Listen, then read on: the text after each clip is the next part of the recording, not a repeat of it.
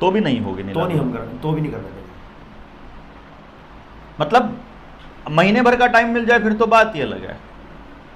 महीना 2 महीना पहले जैसे ही चिट्ठी आती है, कोई कुड़की की चिट्ठी आती है, तभी हो जाए तो बहुत बड़ी बात है। अगर नहीं भी आती है, टाइम के टाइम भी पता चलता है। मतलब बहुत केसेस ऐसे हुए, जैसे हमारे एक मित्र थे पुणे में, उनका 1.25 करोड़ का केस था। उनका घर पे नीलामी करने, ताला लगाने के लिए आए हुए थे।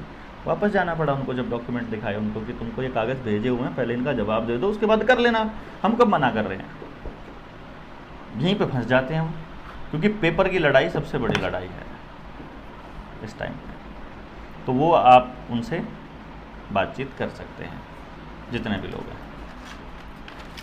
इसमें जो पूरा सिस्टम है इंटरनेशनल, उसमें एक ही चीज़ क्लियर है, या तो बैंक आपको खाए, क्योंकि बैंक, सब कुछ बैंक के पास आपका, नहीं तो बैंकों को आपका। इसके अलावा कोई समाधान ही नहीं है।